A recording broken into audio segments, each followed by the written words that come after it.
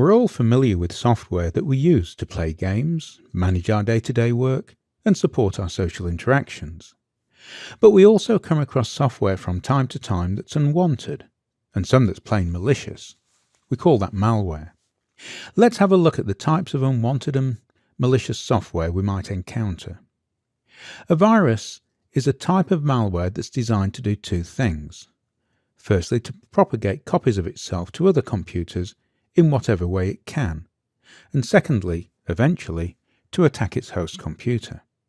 This might infiltrate itself into your system through some form of attack, or it might present itself as something which is legitimate, so that you unknowingly download malware yourself. This is known as a Trojan. A worm is a special form of virus which propagates through a network. It doesn't require any user action to move itself from one target to the next, often using its current target to seek out its next group of targets. Spyware is different. It's software which typically doesn't propagate, and it's designed to extract information from its host computer for marketing purposes. This might be malicious and take valuable data, or it might just be intrusive and take information it can use to build your marketing profile. Adware is like spyware, but it's designed for advertising, for example, in a pop-up screen. Adware and non-malicious spyware are called PUPs, potentially unwanted programs, and they're often introduced inadvertently during the installation of other programs. Malware can be created specifically as a non-propagating implant which can be loaded into your system by some form of attack. It might be an executable file, which is manually started by the attacker or included in your list of programs which start up automatically when you boot your computer. It might be a module, such as a DLL, which is injected into an existing program on your computer so that it can use that program's privileges and hide within that program's process. Another form of implant is known as a rootkit. This is particularly dangerous software, which is designed to implant itself into a privileged area of its target, operate stealthily, and take active measures to avoid being discovered. A rootkit will often open a backdoor on its target. Viruses and PUPs can be detected and removed by antivirus software. Antivirus software checks all files coming into the system from USB, mail or websites to see if they match any of its virus or PUP signatures. If one does, it will typically be removed or quarantined.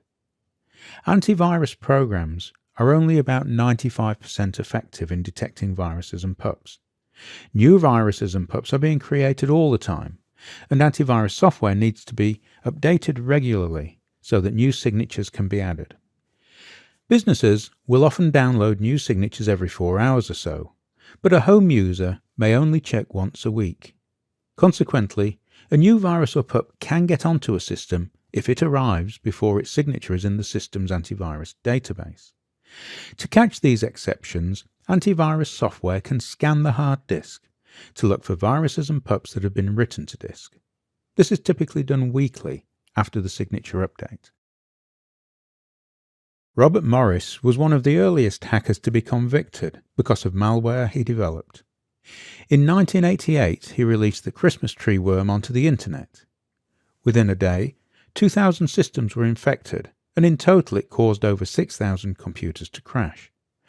Morris was charged and fined $10,000, rather a lot in those days.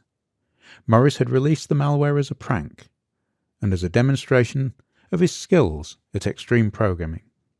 The worm infected DEC and Sun systems and introduced some early malware coding techniques.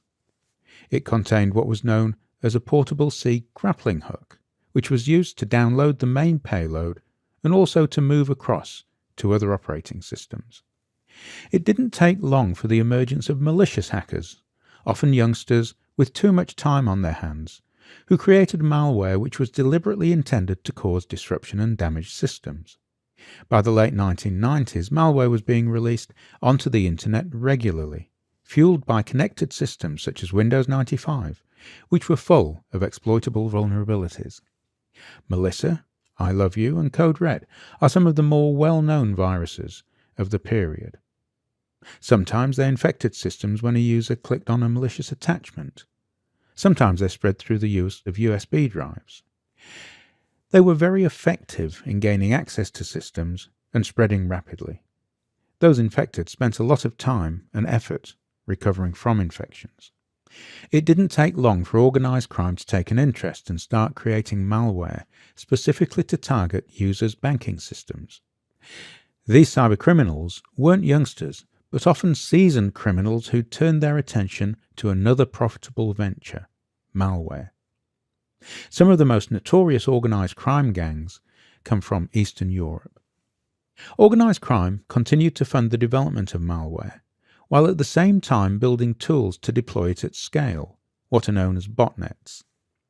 Networks of compromised computers, known as zombies, are numbering in the hundreds of thousands, which are controlled from a botnet master console, form the botnet, and can be instructed to use specific malware loads and target specific types of computers in a series of campaigns.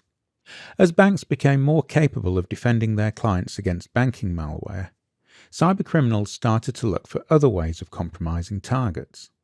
A powerful new malware technique emerged called ransomware. This is malware which encrypts files and then demands a payment to provide the decryption key. Ransomware, known as CryptoLocker and Petra, rapidly spread and made a lot of money for the criminals.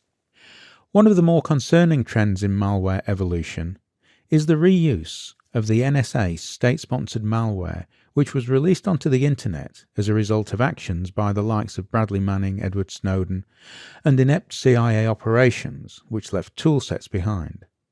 This malware was quickly picked up by cybercriminals and customized for their own use. This is extremely sophisticated malware, and is much more difficult to defeat than the earlier homegrown malware used by cybercriminals. There's little doubt that the trend will be to more sophisticated malware and continuing vulnerabilities that allow it to be an effective tool for state-sponsored and cybercriminal attackers. Hackers are always seeking ways to get their malware into your system. One way malware can get in is when you insert an infected USB stick, and the malware is executed by the automatic run feature which can be enabled for USB devices. It can also get in when you click on an email attachment. Early viruses attach themselves as executable code, but most users are well aware they shouldn't click on any executable attachment. However, viruses can also execute by using a macro to trigger code in a document. The third main vector used by malware is downloading itself when you visit a malicious website. It does this by hiding malicious code in the web page and exploiting a vulnerability in your browser. Once a virus infects its host, then it checks for vectors to propagate itself, such as writing itself to and so infecting any USB stick that's inserted. It might even create an email message and send it out to people in your address book, with a copy of itself as an attachment. A worm has the ability to spread and replicate through a network without needing any user intervention. It will do this by searching for targets on which it can exploit a vulnerability through the network. One challenge with worms is ensuring that they don't flood a network as they propagate. This requires that they have a way of knowing if a target is already infected and not reinfecting, and also limiting the rate at which they propagate. The Morris Christmas tree worm was an example of a worm which went out of control, taking down thousands of computers as it spread. A Trojan, which takes its name from the Greek myth of the Trojan horse, tricks a victim into downloading something which should be harmless, such as a game, an application, or even a software upgrade. But in reality, what the user downloads is, or contains, malware designed to breach the security of its host computer. Rootkits will often present themselves as a payload in a virus or a Trojan. A typical malware file will be constructed as a file, or in the case of a worm, a network message, in which the first part is constructed to exploit a vulnerability. This will then trigger the execution of a dropper, which drops a payload such as a rootkit onto the target computer. The dropper may terminate by executing the payload. Once malware has been delivered, it needs to execute. If it's an executable file, such as a Trojan, this occurs when the user clicks on it. If it's being carried in a remote exploit, then it executes after the exploit code penetrates the target and passes control to it. Malware may be designed to be executed immediately, or it may be a backdoor designed to be dropped onto the target and remain latent for longer-term use. Sophacy is a cyber espionage campaign which appears to have started in about 2008 and ran for most of the next decade, also known as Fancy Bear and Advanced Persistent Threat 28. It's been used in attacks on NATO and East European governments and military targets of interest to Russia. Sophacy's reach can be seen in this graphic, which shows where phishing emails and lures have been detected. Sophacy is a campaign which has over the years used a variety of tools and has been updated and rebuilt for various software platforms. A typical Sophacy attack starts with an exploit triggering a dropper to plant the malware onto a target. The initial Trojan which is planted is known as core shell, and its role is to download a second-level backdoor called X-Agent from the command and control server. X-Agent is designed to obtain administrative privileges and then carry out reconnaissance of the target system using credentials and running shell commands. In one example of a Sophacy attack, a spear phishing email was received by a US government agency from a sender using an email address belonging to a foreign country's Ministry of Foreign Affairs and a title of Exercise Noble Partner 2016. It contained a malicious RFT document which exploits CVE 2015-1641 to drop two files onto the target.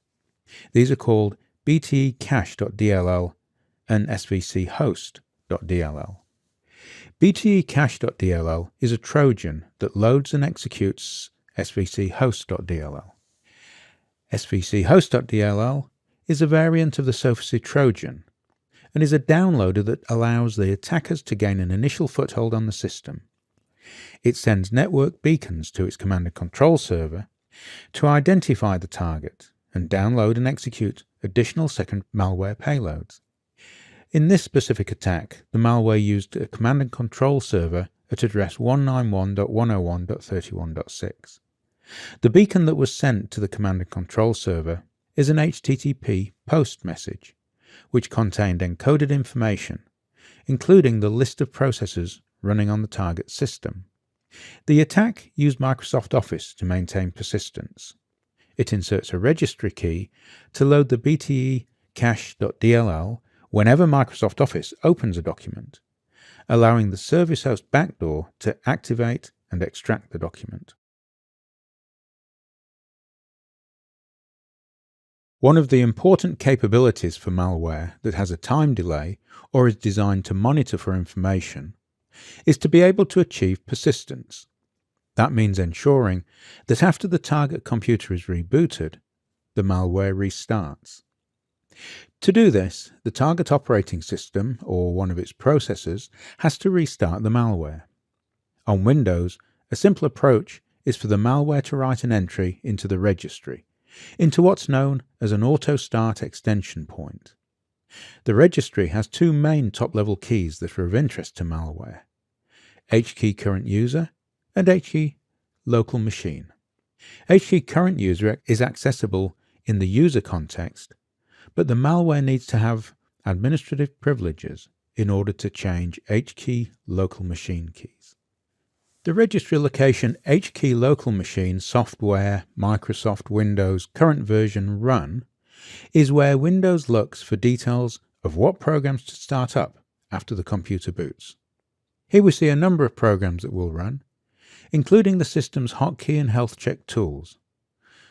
This works fine for persistence, but it's an obvious place to look. Similarly, HKey current user software Microsoft Windows current version run provides the same auto-start capability at a user level, run when the user account activates after login. There's also the run once key, which is designed for a first-time installation run. 64-bit apps run from HKey local machine software wow6432 node Microsoft Windows current version run. An example that we can see here is the Java update utility. Lesser known auto-start keys include the System Session Manager, which is located at HKey local machine system control set 001 control session manager. These keys are used to kick off system level tools such as the auto check and the boot immersive menus manager bootim.exe, as well as holding configuration values. There are some Windows login auto start keys located in HKey local machine software Microsoft Windows NT current version Win Login, Shell, which runs explorer.exe, Shell Infrastructure, which runs the sihost.exe program, and userinit.exe. Malware may attempt to modify these keys for persistence. The services which start on boot are registered in HKey local machine system current control set services. We can see here the services that are known, and for instance, if we look at rpcss, we can see the image path key, which starts the servicehost.exe executable. A more advanced technique for achieving persistence using the registry, and one which is harder to find, has been discovered by Advar Moe, and is described in his presentation shown here. This uses the registry keys which start up either the Cortana Assistant or the People apps, and can be achieved by simply running the regadd command from the command line. The other way to achieve persistence is to insert code into the startup boot records using what's known as rootkits. These kits insert themselves into the code that starts the computer operating system by modifying the master boot record or the code in the start of the partition sectors on the disk. These execute before any other code, and so are very powerful mechanisms for malware to use. However, this is a well-known virus attack vector, and computers will often protect the boot and partition sectors. The final technique I'll discuss is DLL hijacking, in which the malware presents itself as a legitimate DLL that the system needs to load. DLLs are loaded by following the Windows DLL load path sequence, and if the malware can place itself in a folder which is searched before the one containing the legitimate DLL, then the malware will be loaded in its place. Given that there can be over 90 locations for DLLs, this is a very feasible approach for achieving persistence. There are three requirements for finding a viable attack folder. The main executable that loads the DLL isn't in the System32 folder. The DLL name isn't in the known DLL object. The DLL is not in the same directory as the executable. So we can see that there are a number of different techniques that can be used to achieve persistence, and a reasonably thorough forensic examination will be necessary to support any claim that a system is clean. Malware using the basic hiding and cloaking techniques can be detected by a knowledgeable investigator. Consequently, the more sophisticated attackers have developed techniques which install malware not just as an application or process, but deep into the heart of the operating system. This kind of malware is known as a rootkit. A rootkit doesn't exploit vulnerabilities. It's designed to hide, operate, and carry out its mission using normal system functions. Similarly, a rootkit isn't a virus. It's an implant which exists in a target, but it doesn't by itself propagate. It can, however, be combined with virus-like code to enable propagation laterally once installed in a system.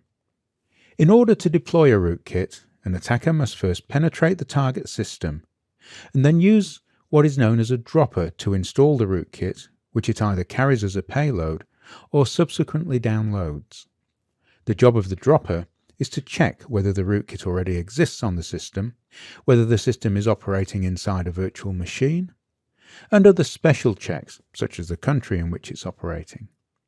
Then, once it's satisfied that this is a legitimate and available target, it inserts the rootkit into the system, makes sure it can restart after a system boot, and starts it running. A rootkit is designed to bypass intrusion detection systems. For example, it may contain code to look for and disable certain forms of antivirus or host intrusion detection software. It will also want to avoid detection by a forensic analyst.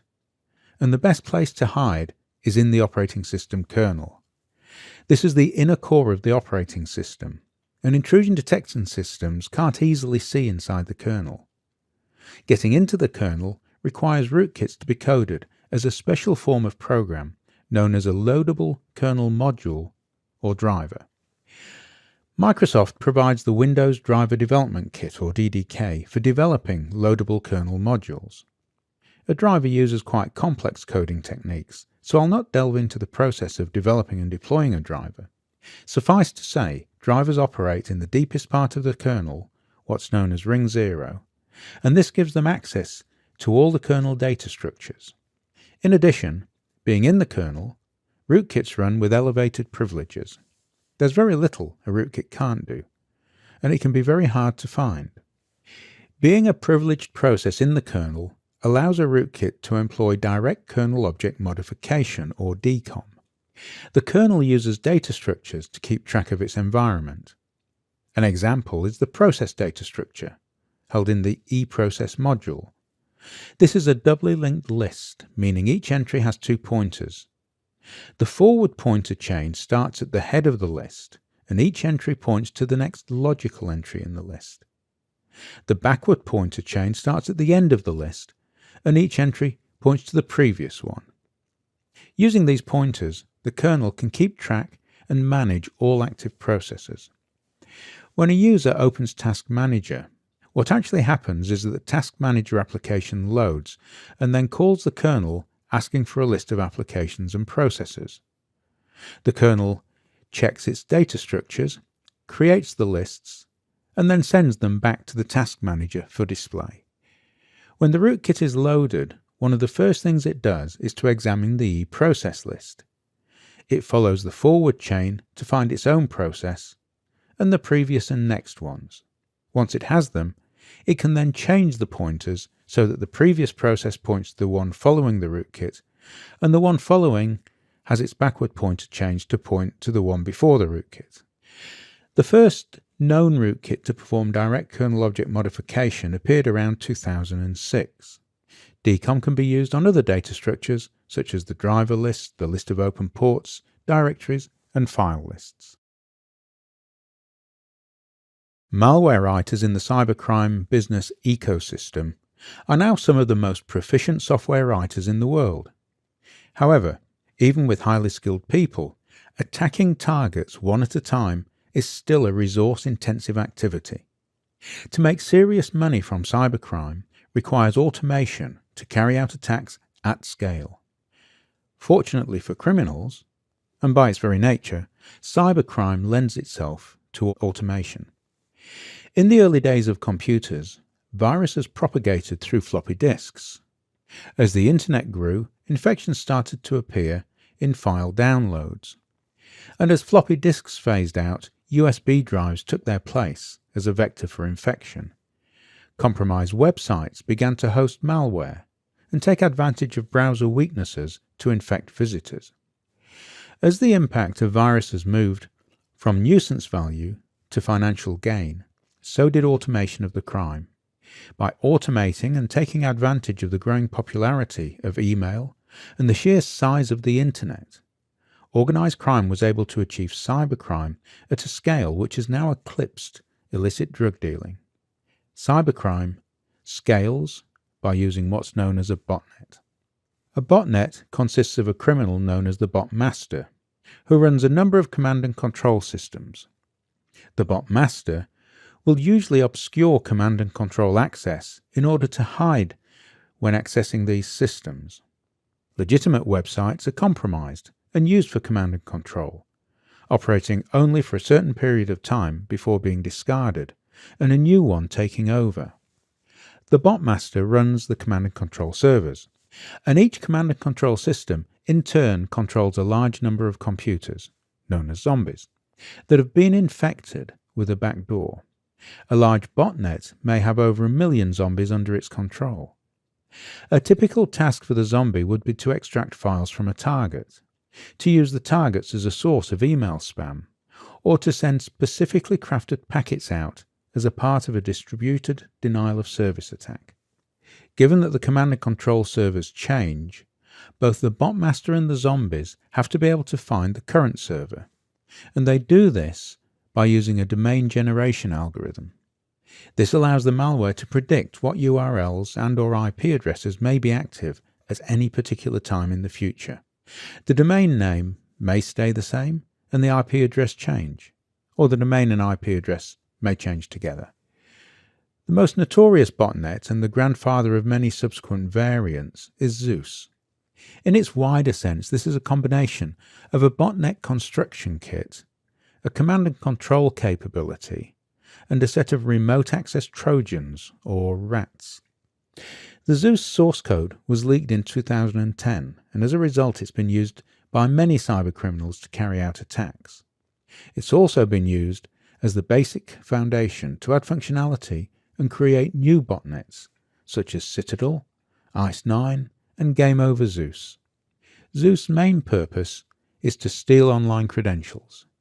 It includes automated features such as copying the protected storage area which contains Internet Explorer passwords, intercepting account credentials typed into a browser, or even modifying banking web pages sent from a server to add requests for passwords. Zeus can be used to target both computers and smartphones. Smartphone infections allow Zeus to steal banking access codes that are sent via text messages.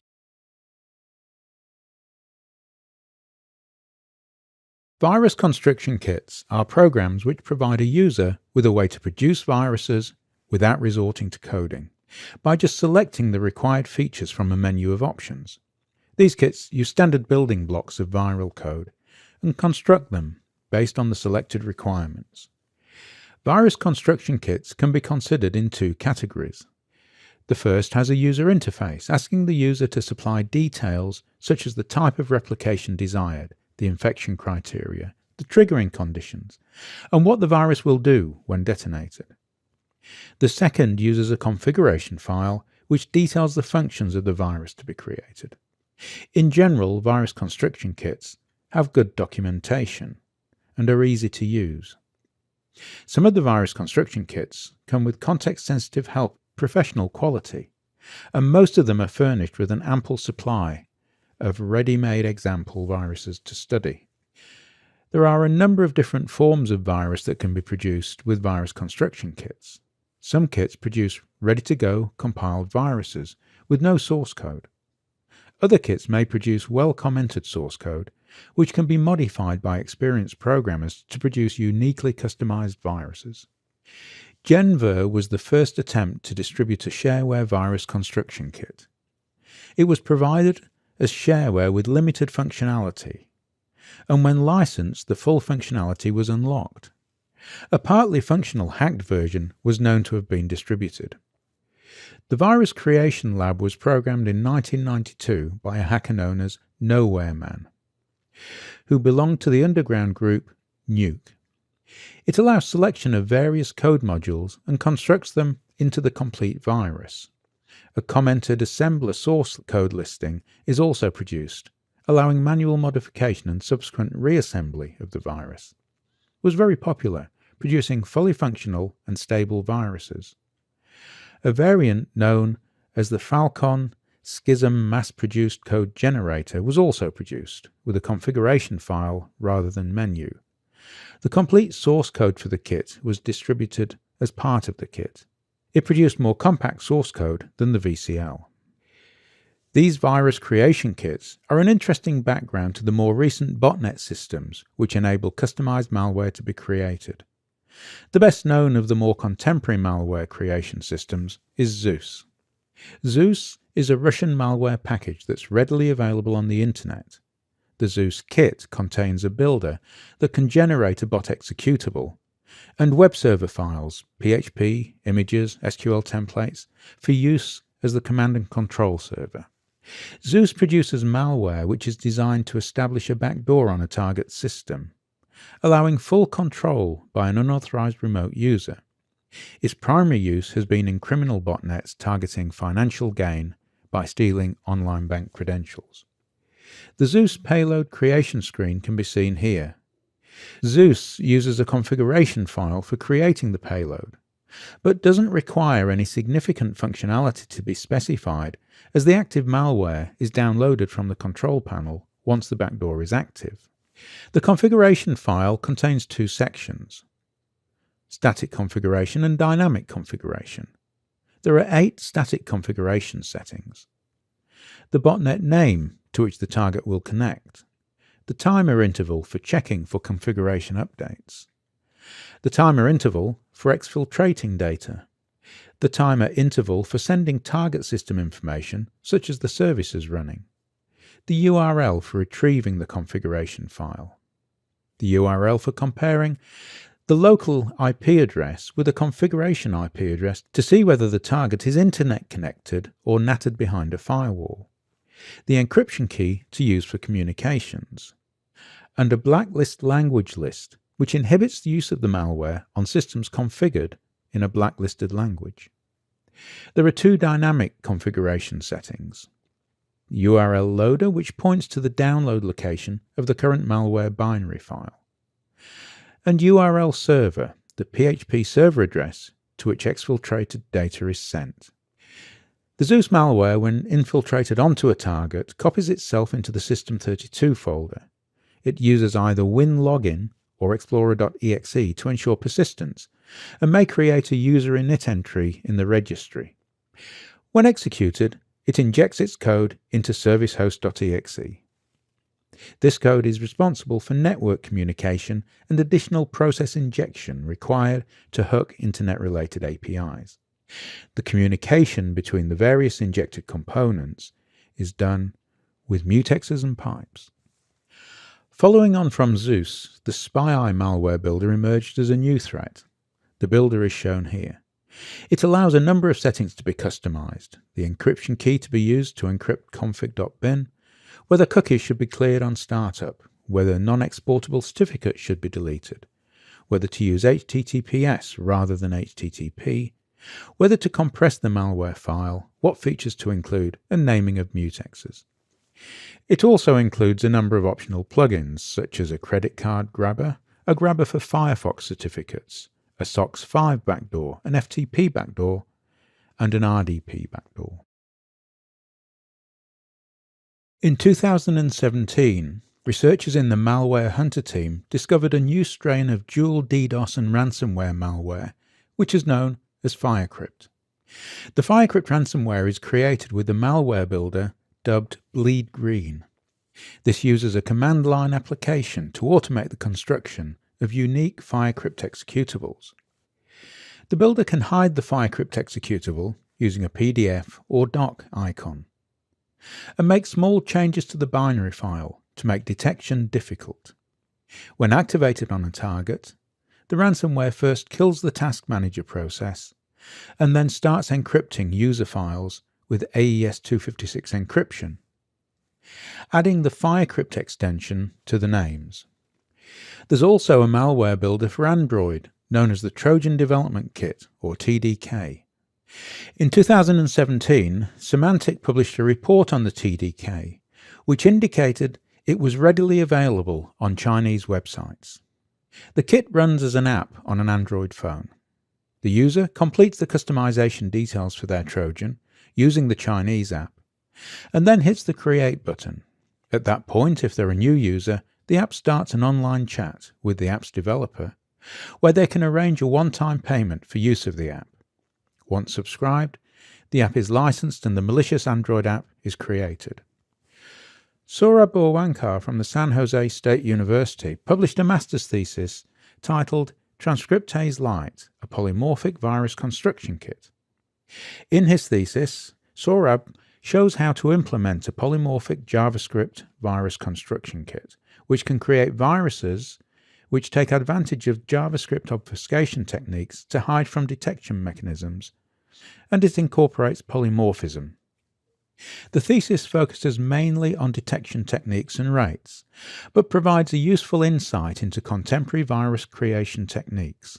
It discusses Java obfuscation techniques, such as use of random white spaces, string chopping, encoding, and logic path changes, The construction kit generates malware with 3 layers of obfuscation or encryption.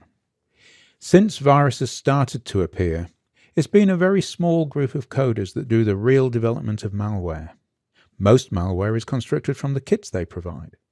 This lowers the cost of entry for malware creation to pretty much zero, and guarantees that malware will be part of the internet while we continue to use vulnerable technology on an open internet. When diagnosing cyber attacks and analyzing malware, it's useful to know the kind of techniques that attackers can use. MITRE provides a repository of tactics and techniques that have been found in malware, accessible through their attack site.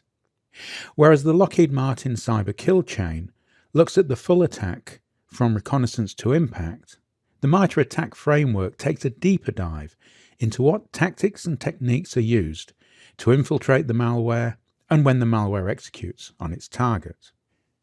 Selecting matrices, we can see the lists of techniques by the 12 stages of an attack. Let's select External Remote Services, and we can see an explanation of the form of initial access and examples of various actors and how they can achieve this.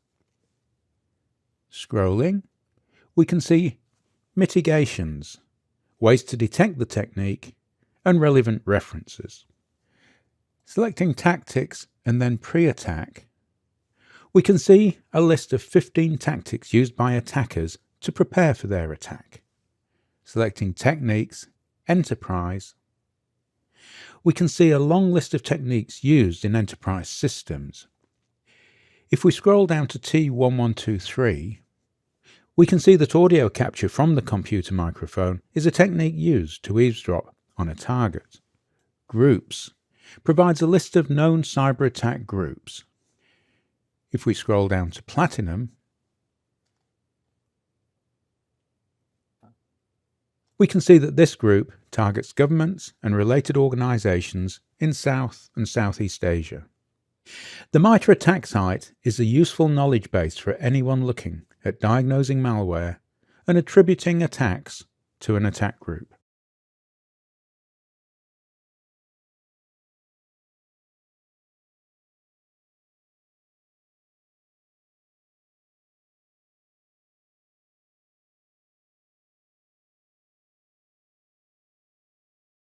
The majority of systems today depend upon signatures based on malware hashes to detect an attempt to infiltrate malware. Signatures are effective in detecting much of what's already known, and for investigating the extent of a known intrusion.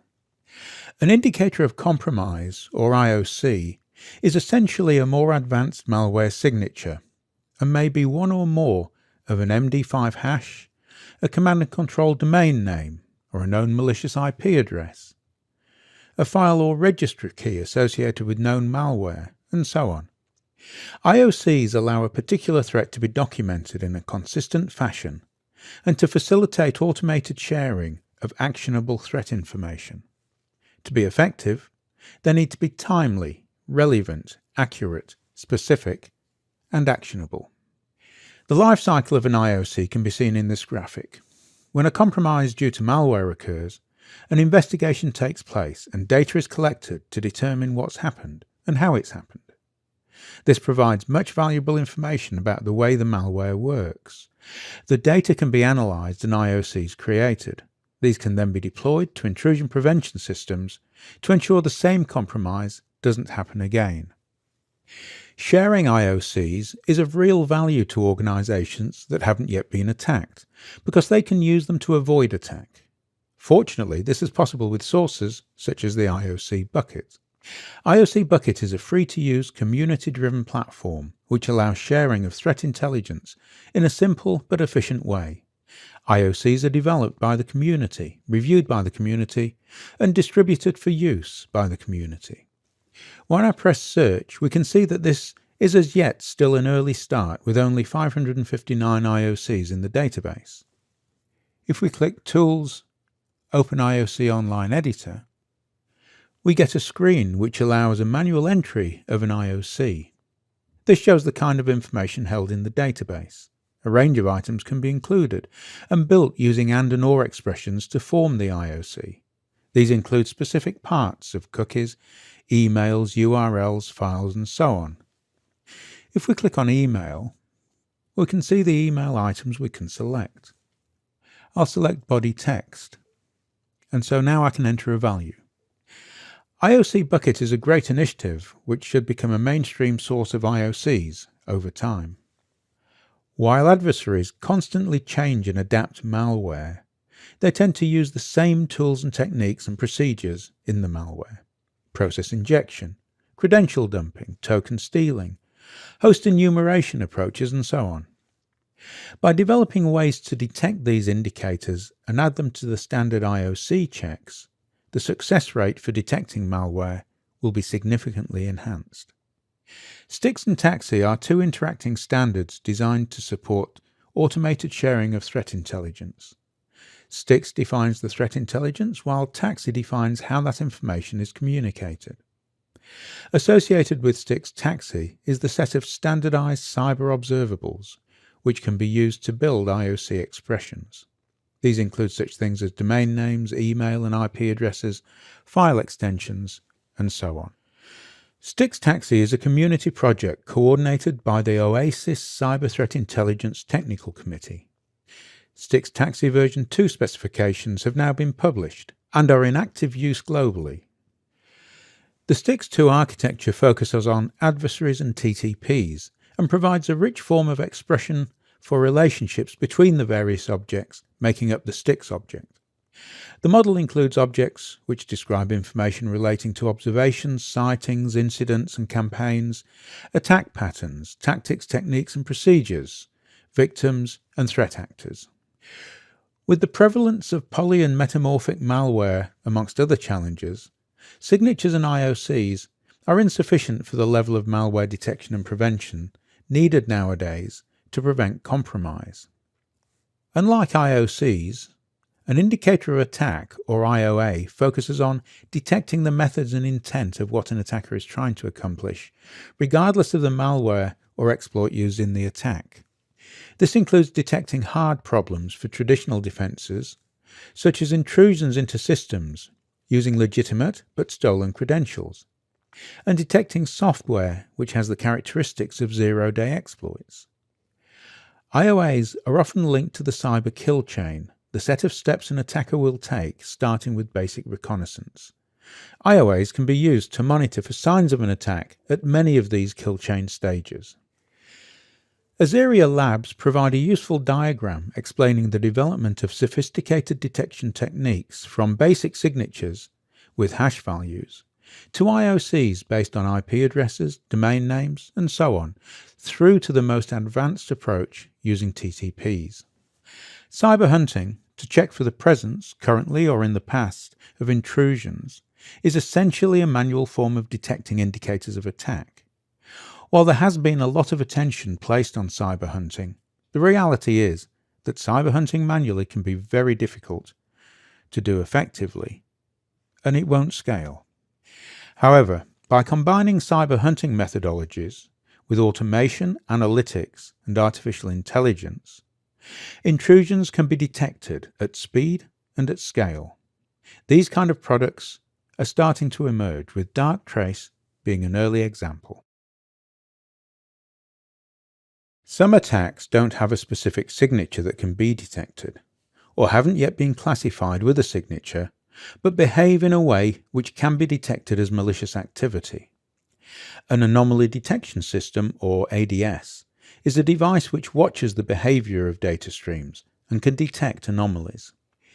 In general, anomaly detection systems use a learning subsystem to build a model of normal data flows, and then detect deviations from the normal model in observed data flows.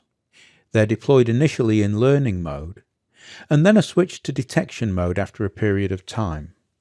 They may also allow the manual entry of customized profiles, providing thresholds beyond which the activity should be considered an anomaly. For instance, the number of emails sent per second from a workstation, or the number of user access attempts. There are two major classes of anomaly detection techniques: protocol anomalies where the traffic does not match known ways of using the protocol or structuring the data. This may indicate an attempt to exploit an implementation bug. Statistical anomaly, where a probability score is calculated for each of the normal traffic data packets. The scores are computed based on the sampled data over a period of time and stored in a baseline profile. A threshold is set for each set of protocols and users, and anything beyond the threshold will trigger an anomaly alert. One of the problems with today's ADS products, and to a lesser extent IDS products, is that often the detection will be a false positive, which is where legitimate activity has triggered the detection code. This typically happens when a stream of legitimate packets contains the same sequence of coding as the attack signature. Many ADS alerts are indeed false positives, and the false positive rate is often used as a performance measurement for the effectiveness of the particular product. False positives are a significant weakness for detection systems, because after a while, an error-prone system is just ignored and not used anymore. While there are both annoyances and risks with false positives, false negatives are more concerning, as these are where an ADS has allowed a malicious intrusion to pass into the system without detecting it. This, of course, is a critical problem, as even just one false negative can result in complete compromise of the target. Increasingly, next-generation products such as Darktrace are bringing together the traditional functions of intrusion and anomaly detection into autonomous response systems, which use artificial intelligence techniques to make substantially better decisions to minimize the false positives and negatives and become much more effective defenses. Sandboxing is a technique used to allow a piece of software to execute in a contained environment where it can do no damage. The environment does, however, need to look real to the software, so its normal behavior can be watched. That behavior might be entirely benign, in which case it's likely that the software isn't malware. However, if malware behavioral characteristics are detected, then the software can be deleted or quarantined. Enterprises can automatically incorporate sandboxing into their perimeter defenses using next-generation firewalls with advanced sandboxing features. Let's have a look at a few. An example of a sandboxing advanced firewall is SonicWall, which incorporates a cloud capture advanced threat protection feature. This capability consists of multiple analysis engines which analyze a range of attachments such as PDFs, Word documents, executables, and DLLs, and jar files and Android APKs. The engines can detect known signature malware and can open or run the attachment to monitor its behavior. The Cloud Capture platform maintains a database of hashes of all detected malware, so that any subsequent citing can be filtered out before it's passed to the analysis engines. Another example of an advanced firewall is the Sophos Sandstorm, again using a cloud-based sandbox to analyze malware. WatchGuard also uses a sandbox technique in their APT blocker feature. This again uses known signature filtering and a cloud-based sandbox to carry out the analysis of unknown files. An advanced firewall will have, in addition to its standard firewalling features, an intrusion feature which will typically run through a number of stages when processing incoming data. The first stage is a base filter, which removes any incoming internet requests from known bad sites. In other words, a blacklist filter. The second stage removes files with hashes which match known malware.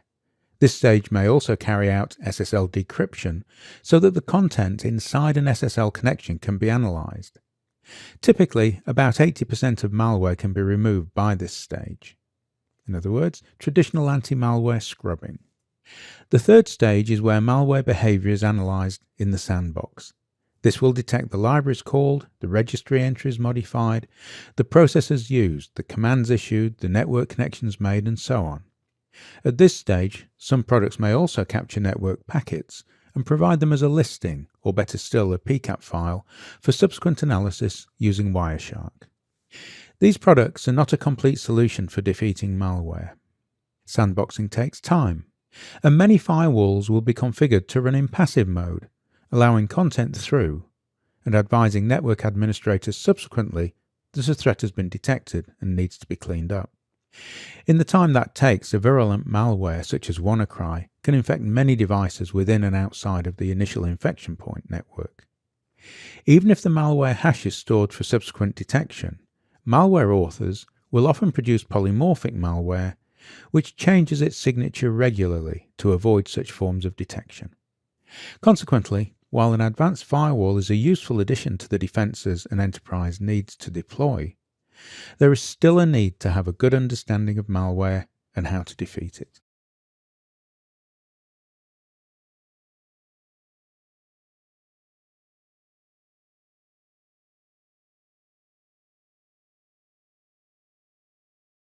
Early malware was written as any other software, with code designed just to achieve the exploit and install or execute a payload. However, once the malware had been detected on a target, antivirus companies soon created a signature for the malware and installed it in their products. The next target was then able to defeat the malware by detecting it before it had a chance to execute. Another problem was that malware tends to have distinct types of coding structures, meaning that even without a signature, a good antivirus product can detect likely malware and quarantine it for further inspection. Malware writers soon worked out a range of techniques to avoid being defeated, even if the malware had previously been detected. An early approach that became popular was obfuscation, for example masking the executable code by XORing it, and including a small routine to recover the executable code at the start of the malware. In 2003, a buffer overflow was found in the Microsoft RPC DCOM service, and this was quickly exploited by a worm which became known as Blaster. It was also known as Love San, due to a message in the worm saying, "I love you, San." The payload contained in the worm is an example of the use of obfuscation. We can see the start of the payload here. The hexadecimal value 90 is, when viewed as assembler code, a no operation or no-op instruction. The sequence of no-ops is often used as a landing pad for an exploit when there's some variability with the address that the exploit can get hold of to jump to the payload. Following the no-ops, there's a small section of binary values. When we extract these binary values and reconstruct them as assembler code, we get code which jumps forward and then backwards, and loops before jumping out. This is an important example of how malware is able to execute. The first instruction is a jump, and this jumps to a call which specifies the instruction address after the original jump. A call is like a jump, but puts its return address, the instruction after the call, onto the stack. So regardless of what address in memory we've been loaded, we can get the address of the remainder of the payload. We pop the stack, and this address is then loaded into ESI so that we can use it as a pointer for our loop. We then exclusive OR ECX with itself. This clears ECX. We then subtract FF89 from ECX, which actually adds the value 77, which is the length of our payload. So by doing this, we've loaded a constant value into ECX without having a 0 byte in the payload data stream. An important consideration if the malformed packet is replacing a 0 delimited string. This is a common challenge for malware authors. Similarly, further down we subtract -4 from ESI in order to increment it by 4 bytes as we loop. I've coded the payload into a small program I've called DCOM, and we can run this in the X32 debugger. If we have a look at the memory map, the program starts at 401000, and the data section where I've coded the raw payload is at 403000. Back in the CPU view, I'm at the start of user code, where I push the value 403000 onto the stack and do a return in order to jump into my data segment, as I would have done from a buffer overflow. Okay, let's press F7 to step through it. We can see we're now at the landing zone. I'll step through the no-ops to get to the start of the program. I'll jump down to the call, and then press F7 to step back. I'll step through the pop instruction and we can see that ESI is now set to the address of the instruction after the call. The next two instructions load the hexadecimal value 77 into ECX. We're now going to recover the payload code starting at address 403027. We'll do it 4 bytes at a time using the fixed byte string 80BF3294. Note the little endian format in the instruction has the string loaded the opposite way. Okay, let's start doing the recovery for a few words around the loop.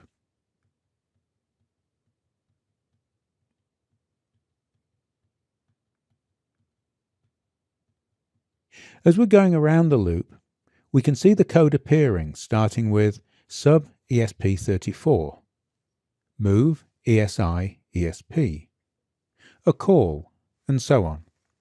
Blaster uses a fixed XOR value to hide its payload, and by selecting the appropriate value, we can avoid having any 0 bytes in the payload.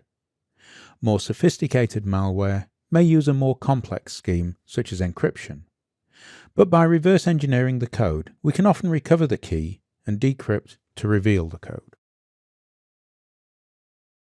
There are two categories of malware that have the ability to change their binary file as they propagate: polymorphic and metamorphic. By doing this, they can defeat traditional signature-based detection. Morphing malware is quite common, with research indicating that over 90% of all malicious executables encountered are poly or metamorphic. Polymorphic malware has two parts. One part, which is used to remove obfuscation or encryption, remains the same in each version of the malware, while the second part, which holds the obfuscated or encrypted malware, changes. Early versions of polymorphic malware use simple obfuscation by XORing the body and then XORing at the start of execution to recover the original malware. More contemporary malware uses full encryption to hide the body code and incorporates a decryption routine to recover the body back to its original form so the malware can execute. Once executed, the malware is re-obfuscated or re-encrypted with a different key before propagating to another vulnerable host application. In metamorphic malware, the code is changed with each iteration, making it more difficult for signature-based antivirus software programs to recognize that different iterations are the same malicious program. Metamorphic malware contains the malware payload and a morphing engine, which uses multiple transformation techniques to rewrite the code, including placing routines in different places, changing register use, code permutation, code expansion, code shrinking, and garbage code insertion. Let's take a look at some polymorphic code. This is a small program called Target, written in MetaAssembler, which demonstrates how morphing works. Let's have a quick look at it, and then run it in the debugger to see how it works. The first section of the code injects the malware into this program. It reads a binary file, we'll call it malware, and writes it into its own code space. This mimics what we'd see with a buffer overflow. We then display a hello world message, followed by some code which finally ends with an exit process. I've loaded the target program into a debugger to show exactly what happens inside the computer when this code runs. I'm using X32debug, and I've loaded target.exe and positioned to the start of user code. Note that if you want to try this yourself, you'll need to modify the MASM32 assembly and linking file to enable .text segments to be writable. We can see the initial inject code here. Let's step through it. The first thing we do is to jump down the code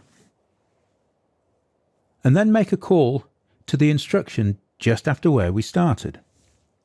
The reason to do this is to allow us to pop the call return address from the stack, which then gives us a pointer to the location labeled application. This is where our injected payload will go. Then we step down the code and set up and execute the create file call to open our malware file, and then step further down to the read file call. Note just below When we execute the read file, a lot of new code appears just below where we're executing. It looks a bit strange because it's obfuscated. We then jump to some readable code, which is the plain text routine to remove obfuscation from the malware proper. Now the malware itself jumps forward and calls back to recover the start port position of the obfuscated code. As we pop ESI, we can see at the right the value of ESI changes to 004010B4, which is a bit further on below our current executing position. Now we're going to set up some pointers and loop through the code below, recovering the plaintext malware code. Watch the code space starting at 004010B4 as we do it.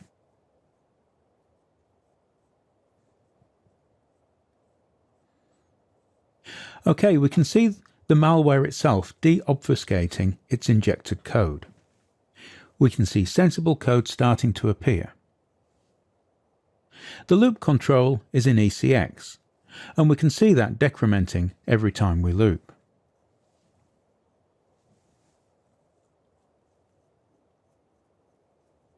And then we jump to the de-obfuscated code. This malware just puts out a message box, so we're setting up the message character by character.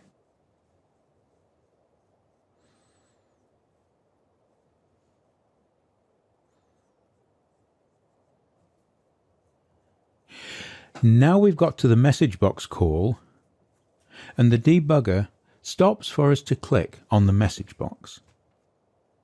So we've loaded and removed obfuscation from our code and executed it. Now we need to make the next polymorphic version of the code. We use getTickCount to obtain a somewhat random number sufficient for this demonstration. We then load into the ESI register the start address of our payload, which we'd previously saved, and add an offset of 3D, which positions us to the instruction which holds the value for obfuscation, and we inject it into our current code. Then we loop through the code we've just executed, obfuscating it with the new obfuscation code. We can see at ESI that we'll start at 4010B4. Let's go to View Memory Map and highlight the text segment at 401000 and follow in dump. At the bottom left, keep your eyes on the memory area at 4010B4 and see how it changes.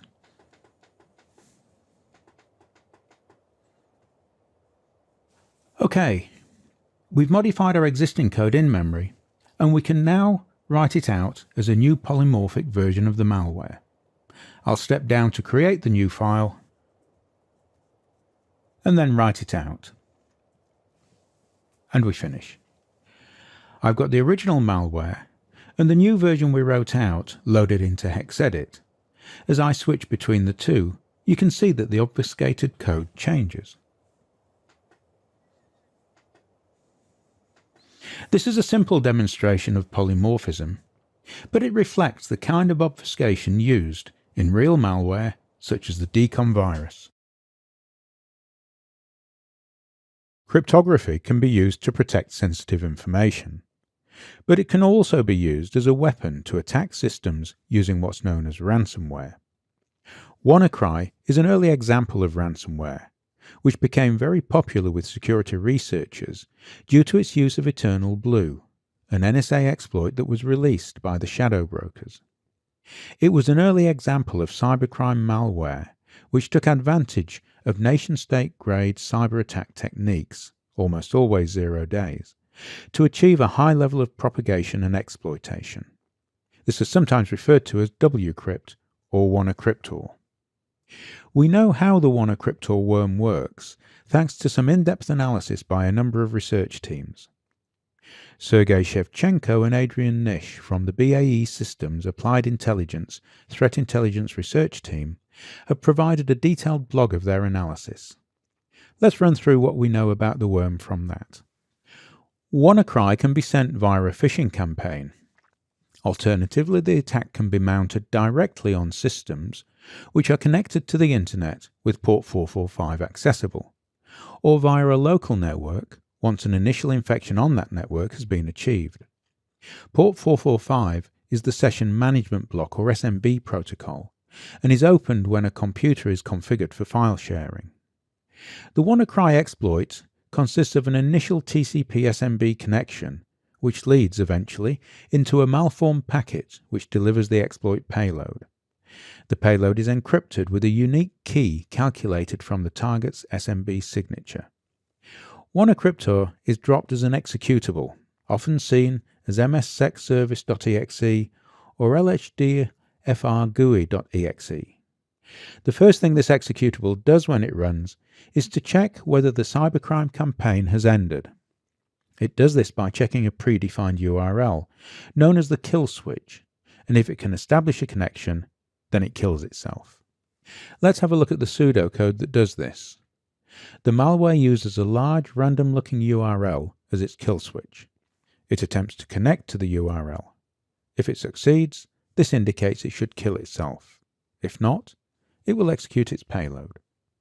The payload is extracted from a resource file and written as an executable file called tasksche.exe. Tasksche.exe may be set up as a service using SC Manager to ensure persistence. The payload drops a file to replace the Windows task scheduler, c:\windows/tasks.sche.exe. The original task scheduler remains in the Windows directory, but is renamed as QERI UWJHRF. The worm may propagate in two ways, concurrently by using two threads. The first will call getAdaptersInfo to find the local network address range, and then create a list of IP addresses for the subnet masked range. It will then spawn a new thread to check which of the addresses contains a target, and for each will attempt to run the exploit. Interestingly, the list that's created uses the word value bad food as an end marker. The value bad food was associated with a very early Microsoft exploit. Whoever wrote Eternal Blue had a sense of humor. The second thread will attempt to replicate the worm across the Internet.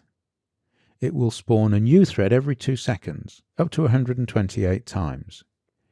This will be seeded with a randomly generated IP address. If it can successfully connect to port 445, then it will check all targets in that /24 subnet, and it will attempt to exploit each of them that has an active port 445. The encryption phase is quite complex. The first action of the worm is to create the registry key HKLM software WannaCryptor with the working directory name. Then a number of files are extracted from resources and written into the working directory.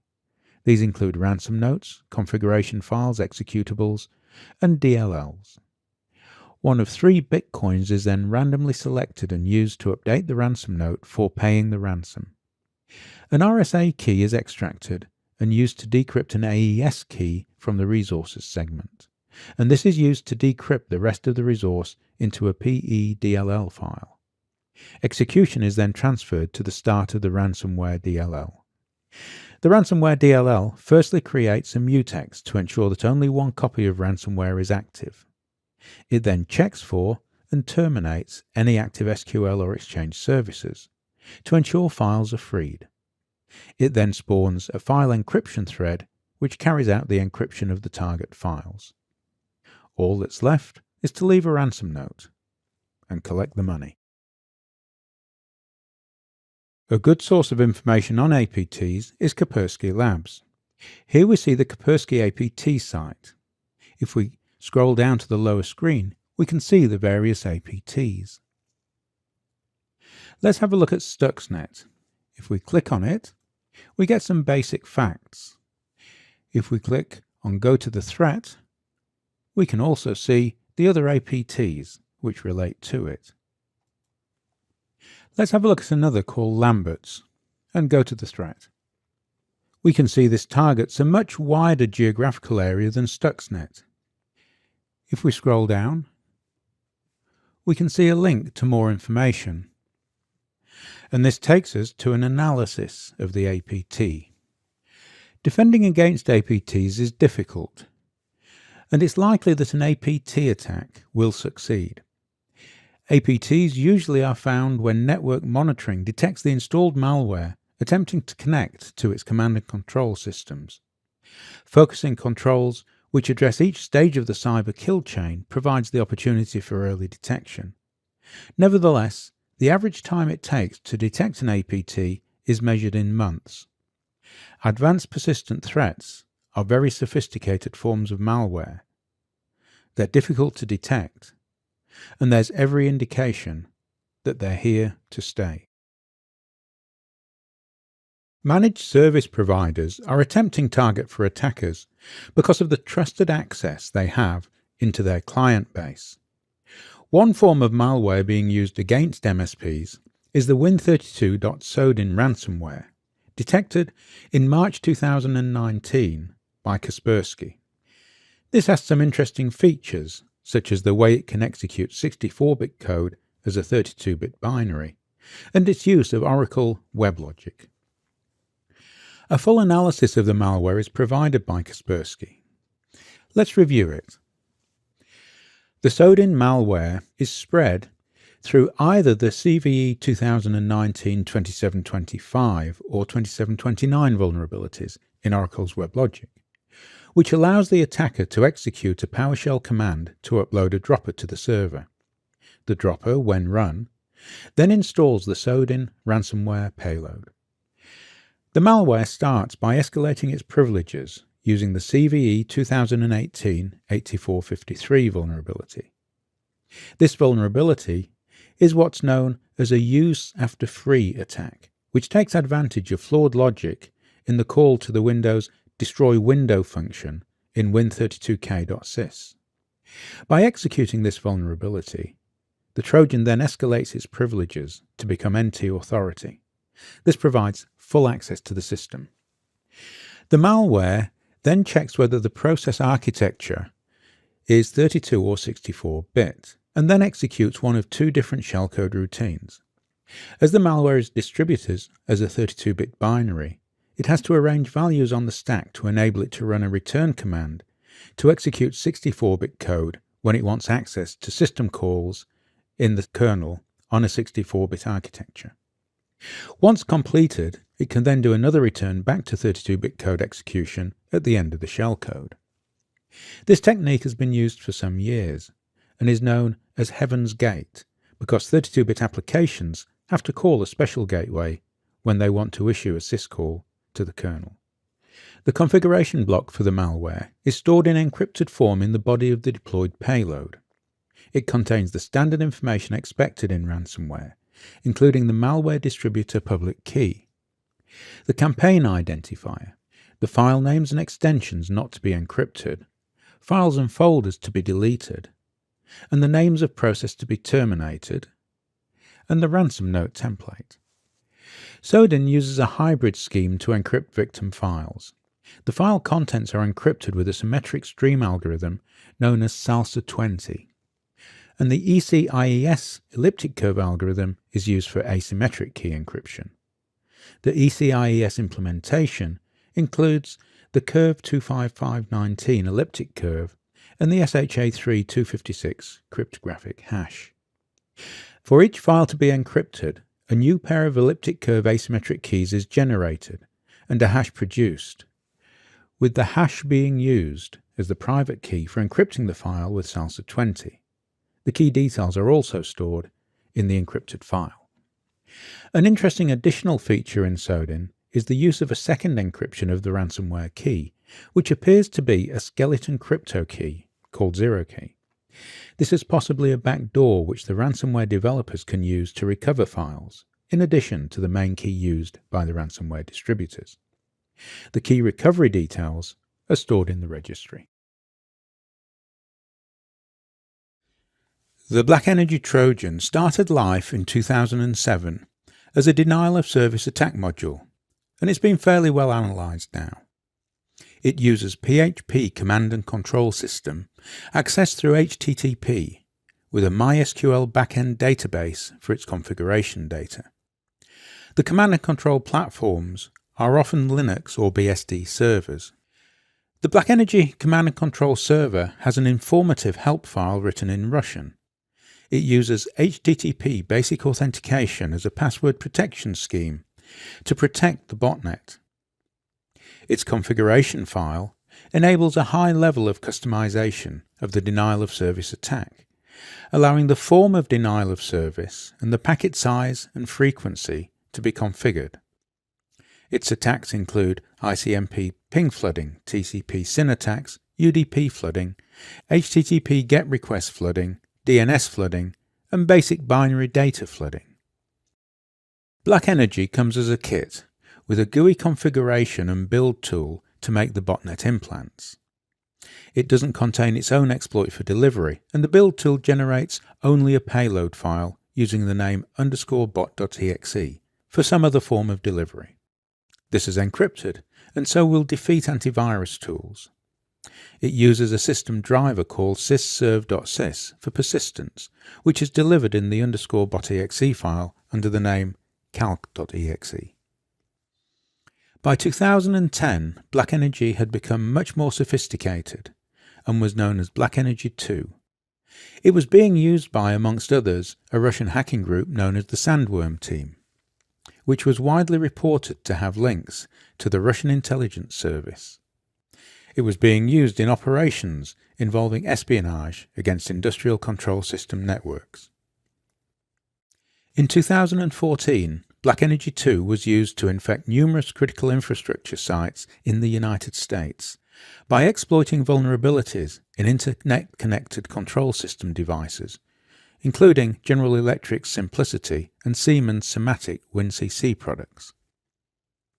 Rather than being just a denial of service weapon, Black Energy 2 was a kernel mode driver operating through a process injection and with a privilege escalation capability based on the vulnerability published as MS08-025.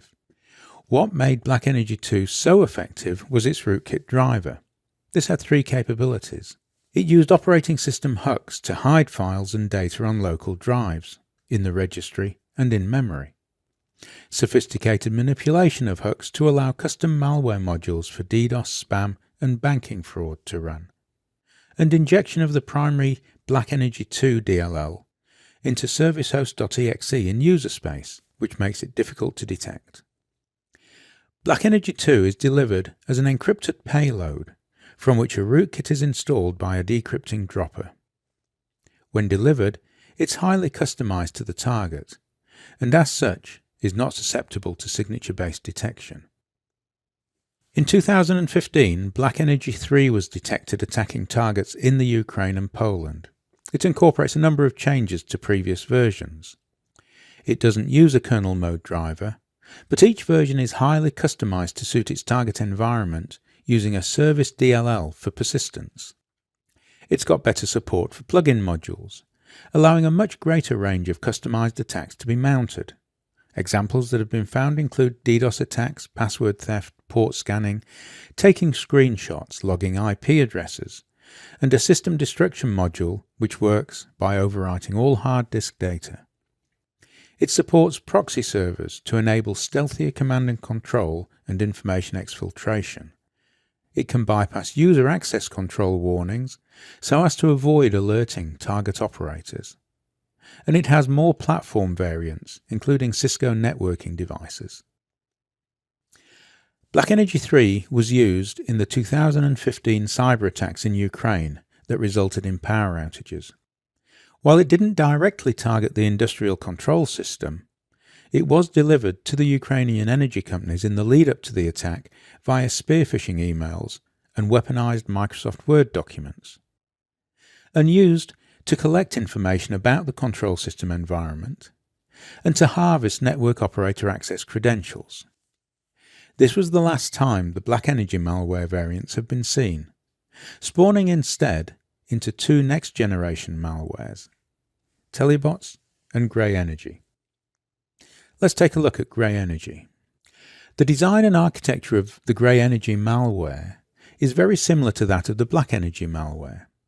It continues to be used to target industrial networks belonging to various critical infrastructure organizations, including transport and other high-value targets. Two initial infection vectors have been used to infiltrate grey energy malware. The first is by compromising self-hosted web services.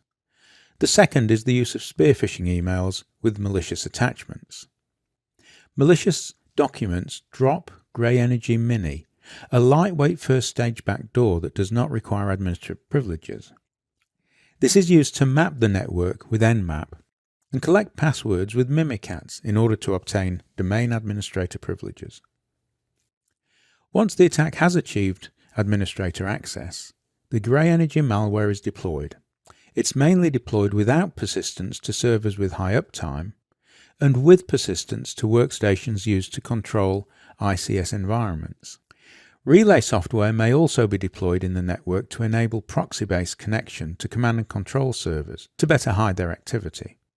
Interestingly, a similar technique is used in the Dooku 2 APT. Grey Energy is loaded as a DLL and then executed using the Windows Run DLL 32 process. The DLL has an AES encrypted stub, and a decryption key is passed on the execution command line. After decryption, the Grey Energy payload is injected into a new instance of the servicehost.exe process. It may also run Windows WQL searches to find a target service and start a service DLL module in the context of the servicehost.exe process, a feature not documented by Microsoft but used by some malware developers.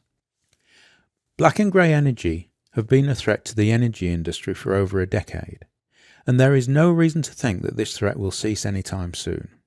On the contrary, the 2015 Ukraine power outage was just a small demonstration of how effective an energy sector attack can be, and it's likely we've yet to see the real power of Black and Grey Energy.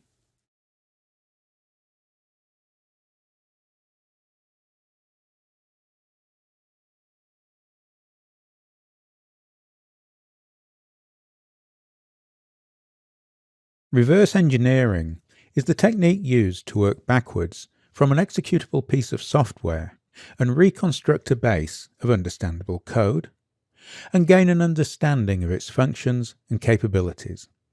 This is typically done when the original source of the executable code is not available. Reverse engineering requires a solid foundation of low-level machine code and assembler knowledge, and familiarity with key technologies such as networking and cryptography. It also requires a great deal of persistence. Malware is often written to be very difficult to reverse engineer, so it takes a substantial investment in time to understand what it's doing.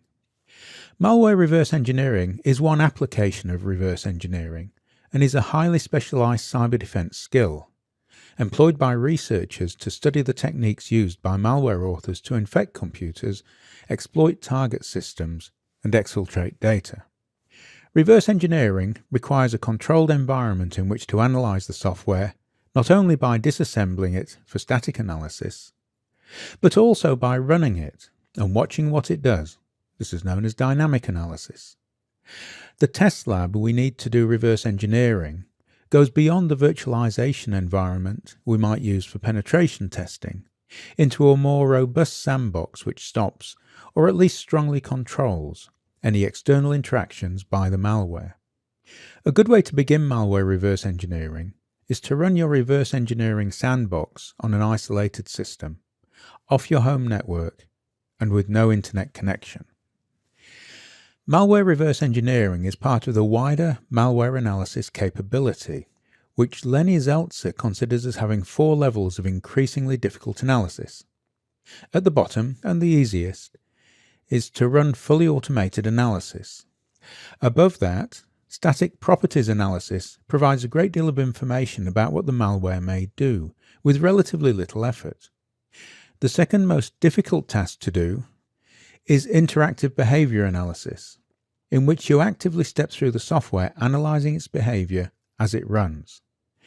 Finally, reverse engineering and analyzing the source code is the most difficult task. IDA is the preferred tool used by reverse engineers in disassembling code and creating maps of the execution flows of the software. It also provides debugging capability and is extensible with many open source extensions available. A software debugger such as the X32-X64 debug tool is invaluable for interactive analysis. This also provides reconstruction of assembly code from the executable file. It's a simple debugger and it's open source. There are some complications that we might run into when attempting to reverse engineer a malware sample. Malware may often be deployed as a packed file and will need to be unpacked before we can disassemble or debug it. It may obfuscate itself, making reverse engineering more time consuming. Malware may be VM or debugger aware and terminate execution if it sees these environments. There are a number of automated malware analysis sandboxes available, either commercial products or open source such as Cuckoo. These products provide sandbox-based execution and monitoring of malware activity. You'll want some malware samples to work with. There are a number of sites which provide malware samples, including a popular one known as Virus Share, shown here, for which you'll need to register. Malware Traffic Analysis is another site which holds malware samples, and also some PCAP files associated with malware traffic. This may be useful. And of course, there's also the Shadow Broker's dumps of NSA malware, which provides a ready source of sophisticated binary malware to examine. Malware tends to come in families. In the beginning, a new set of source code is written to deliver one instance of malware, and new versions of this may be released as its writers add features and counter detection. Eero Carrera and Peter Silberman from Mandiant have analysed many malware samples, and their research shows the complexity, but also the family clustering of malware seen on the Internet. In the research paper An Empirical Study of Malware Evolution by Archit Gupta and his colleagues, the family tree of the W32 Bagel malware was analysed. The results show that the Bagel malware instances were spread across 14 different families. The biggest among the families is shown here and has 36 nodes, a depth of 8, and a maximum fan-out of 5. There were a number of common phrases in this malware family, including address is spoofed, worm opens, mail propagation, copies itself to folders, and so on. In addition, the Bagel variants copy themselves to the same shared folders of popular peer-to-peer applications. Security researchers have analysed malware samples that have been associated with North Korean sourced attacks and mapped the timeline of the malware. They also found that unique code samples are shared across malware used from 2009 until 2017. And created a map that shows the ties between multiple malware families based on this code sharing. Of note, WannaCry appears here as one of the more successful campaigns. Understanding and connecting the families takes time, as shown by the evolving understanding that researchers at Kaspersky and Symantec are gaining into the Lamberts, or Longhorn, series of malware. While a significant amount is known about the malware created by this group, much of the detailed capability has yet to be determined. Many of these groups are state-sponsored and have been operating for many years, often undetected. When source code for the malware is available, another group may well pick up the malware and use it as the basis of a new branch of that malware family, using some of the same code base but incorporating additional code to produce a revised code base. This may be code from another family of malware, producing a hybrid, as happened in 2014 when researchers detected malware in which functions from Zeus and Kartberg had been combined to form a hybrid they named ZBurp. Hybrid analysis is an online capability for automating the analysis of malware and includes both static and dynamic analysis. Let's drop a file in and see how it works.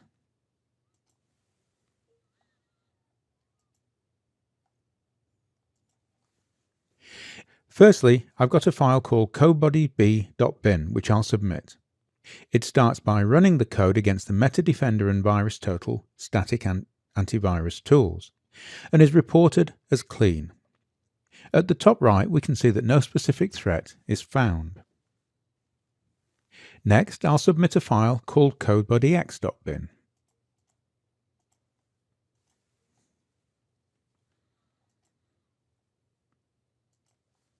This comes back and indicates that it's malicious. This time the file is reported as 10% indication of malicious code by MetaDefender. Let's look at the details. Here we see that 3 of the antivirus engines have diagnosed a threat. Of course, in this case, there may be false positives, and so static analysis may need to be supported with dynamic analysis. Hybrid analysis uses the Falcon Sandbox Analyzer to do dynamic analysis of the malware. This sandbox is a cloud-based next-generation antivirus solution and an endpoint malware detection and response tool, and provides the capability to enable threat hunting. We can see the Falcon Sandbox working below the antivirus dashboards. If we click on the Submissions tab, we can see the list of files submitted by various users and the results of the scans. We can see from the timestamps that this is a fairly popular service. The Black Energy Trojan started life in 2007 as a denial-of-service attack module, and it's been fairly well analysed now.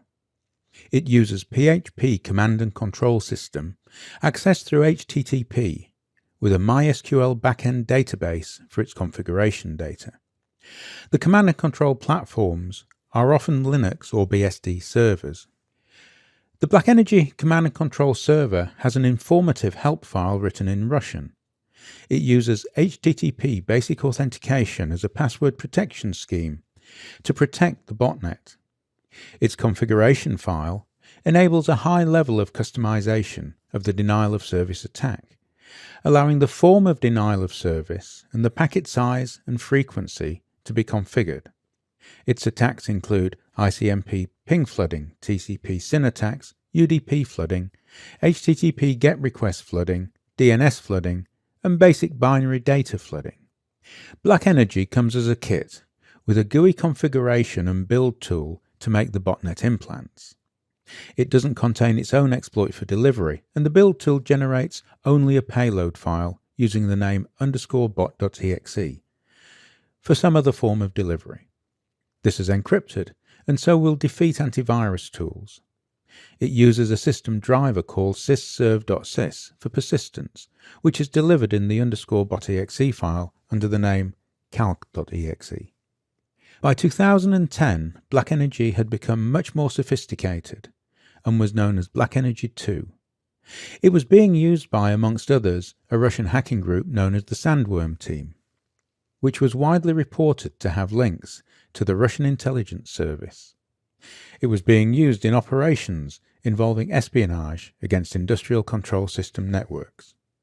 In 2014, Black Energy 2 was used to infect numerous critical infrastructure sites in the United States by exploiting vulnerabilities in interconnected control system devices, including General Electric's Simplicity and Siemens' Symantec WinCC products. Rather than being just a denial-of-service weapon, Black Energy 2 was a kernel mode driver operating through a process injection and with a privilege escalation capability based on the vulnerability published as MS08-025. What made Black Energy 2 so effective was its rootkit driver. This had 3 capabilities. It used operating system hooks to hide files and data on local drives, in the registry and in memory. Sophisticated manipulation of hooks to allow custom malware modules for DDoS, spam, and banking fraud to run. And injection of the primary Black Energy 2 DLL into servicehost.exe in user space, which makes it difficult to detect. Black Energy 2 is delivered as an encrypted payload from which a rootkit is installed by a decrypting dropper. When delivered, it's highly customized to the target, and as such is not susceptible to signature-based detection. In 2015, Black Energy 3 was detected attacking targets in the Ukraine and Poland. It incorporates a number of changes to previous versions. It doesn't use a kernel mode driver, but each version is highly customized to suit its target environment using a service DLL for persistence. It's got better support for plugin modules, allowing a much greater range of customized attacks to be mounted. Examples that have been found include DDoS attacks, password theft, port scanning, taking screenshots, logging IP addresses, and a system destruction module which works by overwriting all hard disk data. It supports proxy servers to enable stealthier command and control and information exfiltration. It can bypass user access control warnings so as to avoid alerting target operators. And it has more platform variants, including Cisco networking devices. Black Energy 3 was used in the 2015 cyberattacks in Ukraine that resulted in power outages. While it didn't directly target the industrial control system, it was delivered to the Ukrainian energy companies in the lead-up to the attack via spear phishing emails and weaponized Microsoft Word documents, and used to collect information about the control system environment and to harvest network operator access credentials. This was the last time the Black Energy malware variants have been seen, spawning instead into two next-generation malwares, Telebots and Grey Energy. Let's take a look at Grey Energy. The design and architecture of the Grey Energy malware is very similar to that of the Black Energy malware. It continues to be used to target industrial networks belonging to various critical infrastructure organizations, including transport and other high-value targets. Two initial infection vectors have been used to infiltrate Grey Energy malware. The first is by compromising self-hosted web services. The second is the use of spear phishing emails with malicious attachments. Malicious documents drop Grey Energy Mini, a lightweight first-stage backdoor that does not require administrative privileges. This is used to map the network with Nmap and collect passwords with Mimikatz in order to obtain domain administrator privileges. Once the attack has achieved administrator access, the Grey Energy malware is deployed. It's mainly deployed without persistence to servers with high uptime and with persistence to workstations used to control ICS environments. Relay software may also be deployed in the network to enable proxy-based connection to command and control servers to better hide their activity.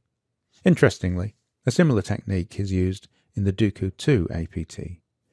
Grey Energy is loaded as a DLL and then executed using the Windows Run DLL 32 process.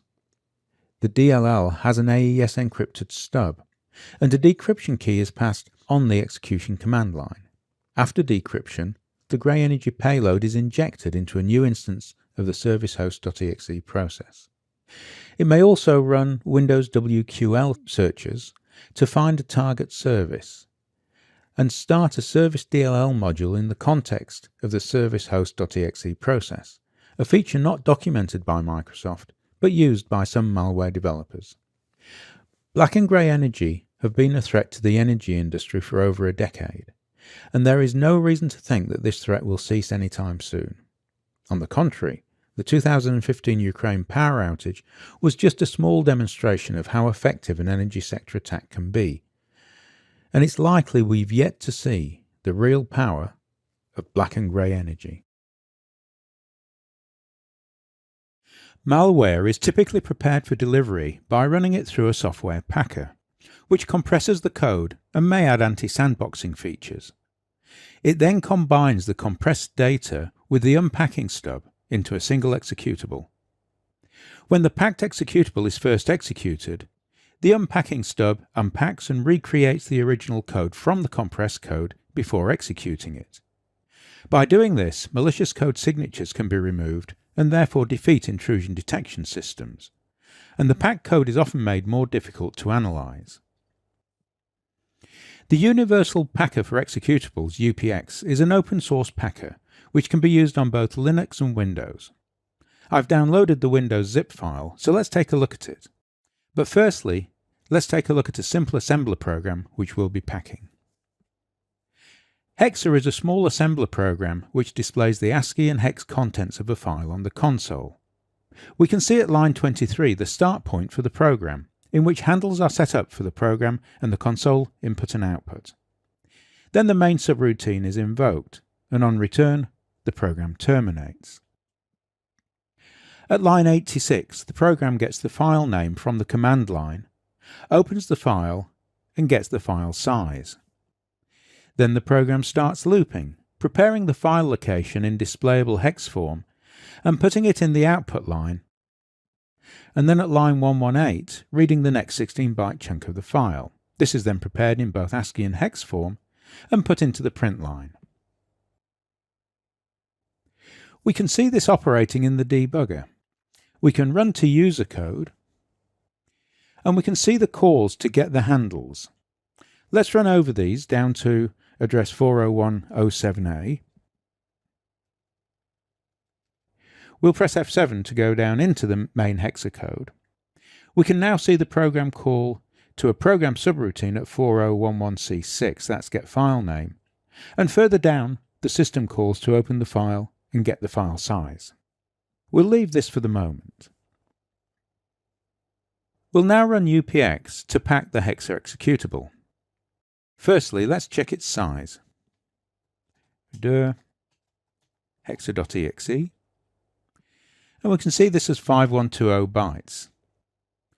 Let's run it on the thanks file in the UPX folder. Hexa thanks, and we can see it in action. Now we'll pack it. UPX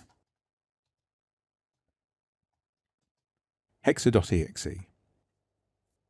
OK. We've packed it and its size is now 3128 bytes. Let's run it again. And we can see it operates exactly as before. I've opened the packed executable in the debugger, so let's run to user code. OK, this looks quite different now. The first call we see at address 4073BB is a call to a program subroutine at 407410. If we check the memory map, we can see the segment starting 407000 where we are now is the UPX1 segment.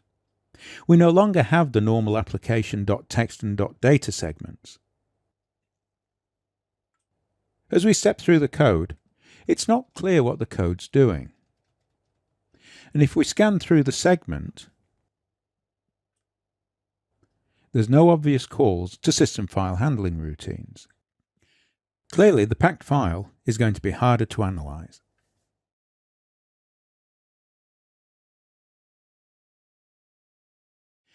The first stage of reverse engineering is static analysis, which involves disassembling or decompiling the code and manually reviewing it. The most popular professional tool used for doing this is IDA Pro. However, there are some open source disassemblers we can use. Ghidra is a tool which has been released for public use by the National Security Agency's Research Directorate. It requires Java, but otherwise runs directly from the unzipped archive by running ghidrarun.bat.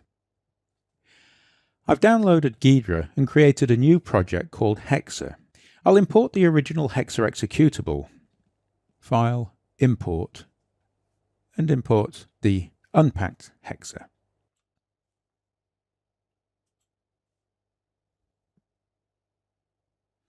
I can now right-click and open with Code Browser. It hasn't been analyzed yet, so we'll do that. Ghidra reports that this isn't a complete PE-type executable, and so isn't able to do a full analysis. Given that this is our own assembly code, this is not surprising. At the top left, we can see our program segments, and if we select .code, the code is displayed in the middle panel starting at 401000. We see our assembly code starting with calls to the Win32 functions for handles. Further down, Ghidra has given our main subroutine a fun name, and if we go into that and scroll down, we can see the file create and file size functions. This is going to be pretty straightforward to analyze. Now let's close Code Browser and remove the original unpacked Hexa and import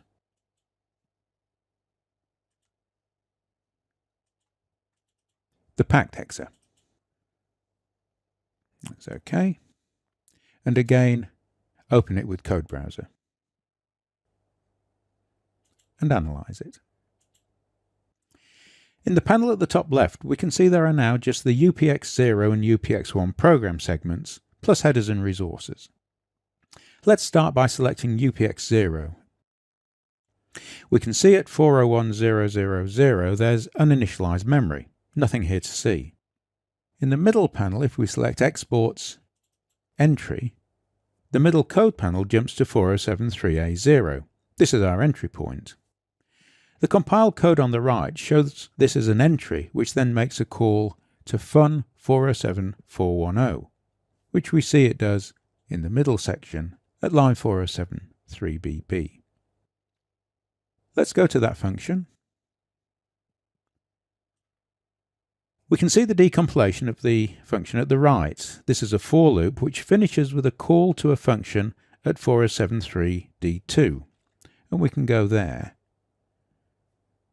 And again, we have a loop, but it's not entirely clear what's happening. However, back in the main panel, if we scroll down to the end of the code,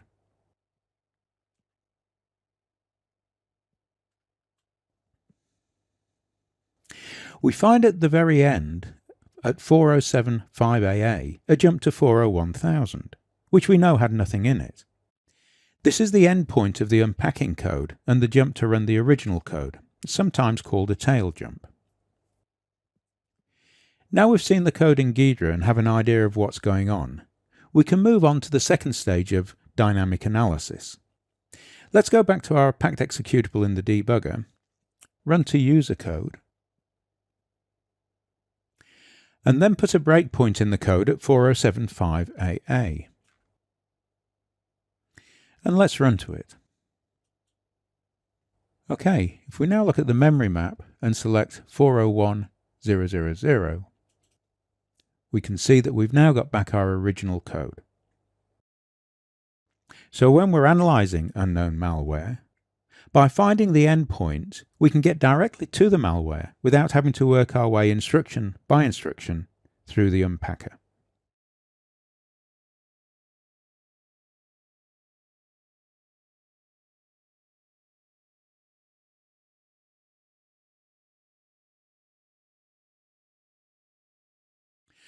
I'd really like to thank you for joining me for this LinkedIn Learning course. I hope you enjoyed learning about malware and how it works. As well as continuing to learn about malware, there's always new things to learn in the wider field of information and cybersecurity.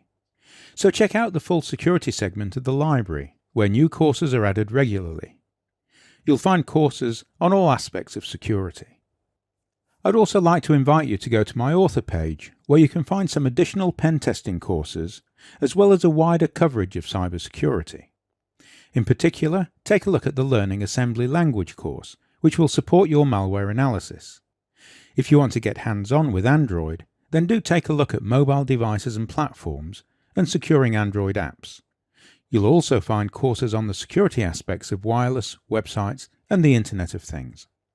Thanks again for joining me on this LinkedIn Learning course, and I hope to see you again soon for more courses on cybersecurity.